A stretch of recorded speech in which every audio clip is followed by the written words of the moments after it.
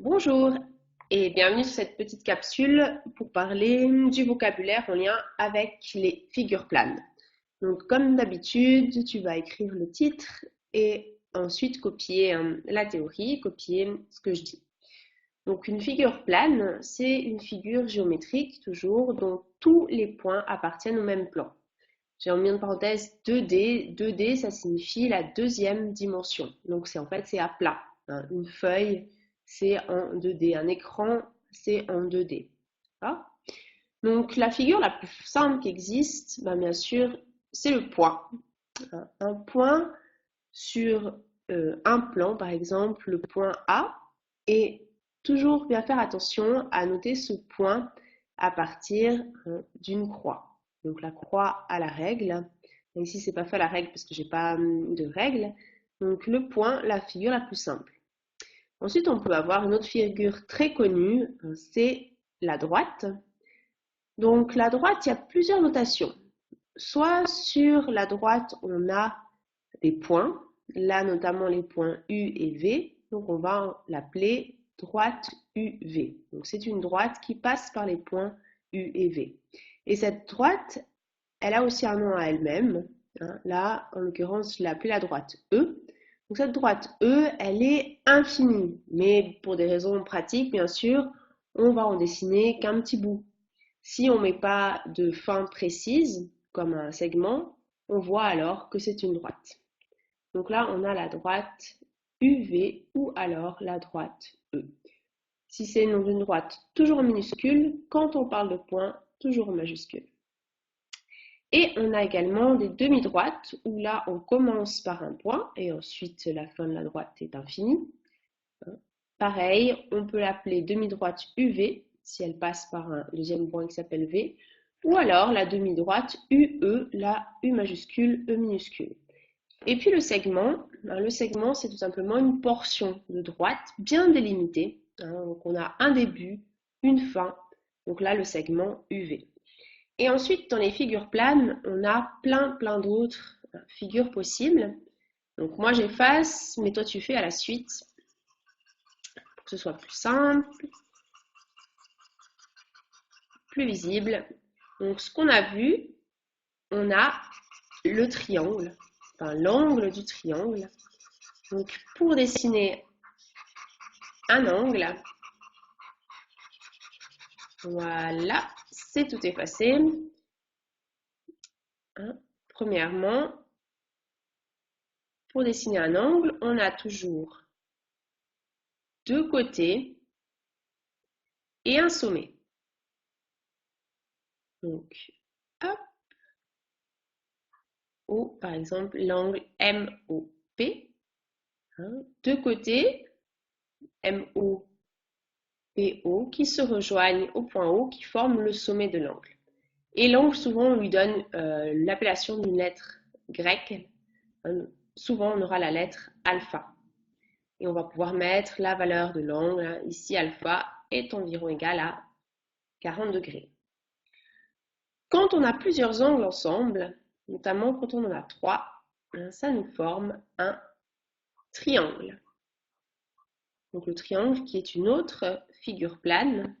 Bien sûr, le triangle, ça veut dire trois angles. Hop,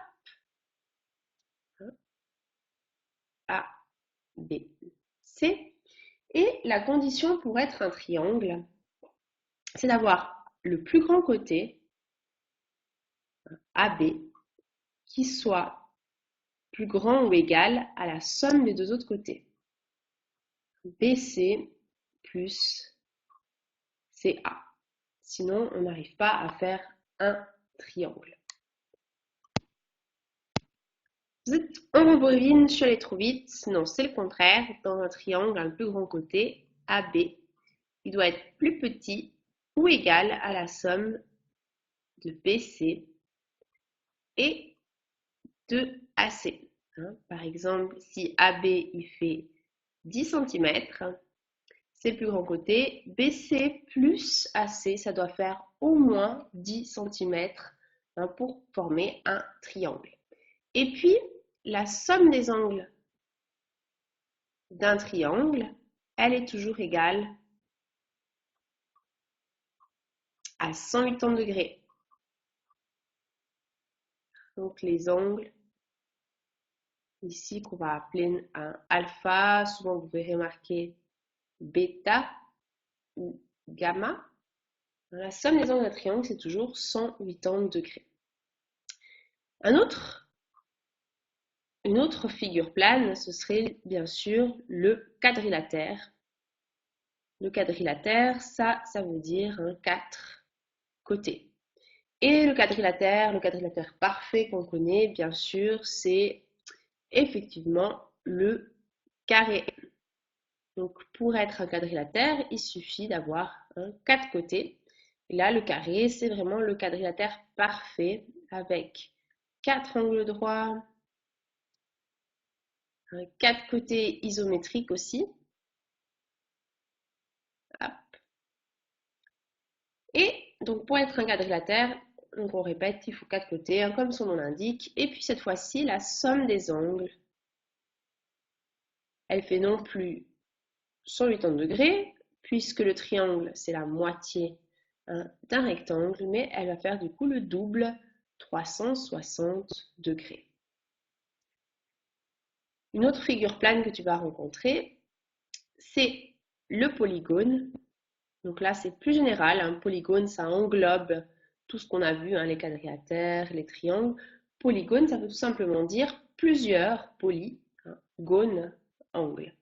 Donc c'est une forme à plusieurs angles. Par exemple, on a cette forme-ci. Est-ce que tu la reconnais? 6 côtés, 6 angles, et oui, ça fait un hexagone. Donc on a les hexagones, les octogones, les décagones, etc. Donc tout cela, ce sont des polygones qui font aussi partie du plan.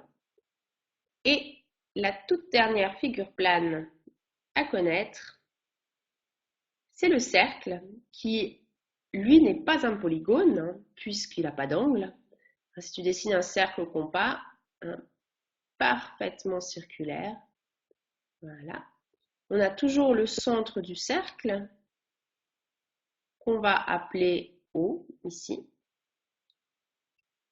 On a une lettre, un point sur le cercle A et du coup OA ça nous forme et oui, tu as bien deviné, le rayon.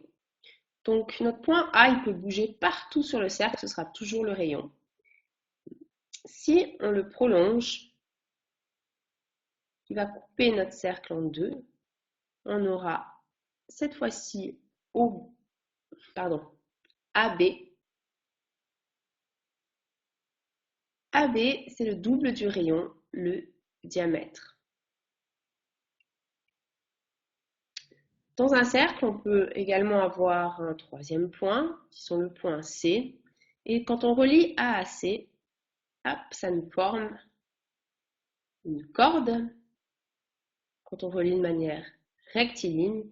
Et si on relie A à C sous forme d'arc, hop, on a un arc de cercle. Voilà.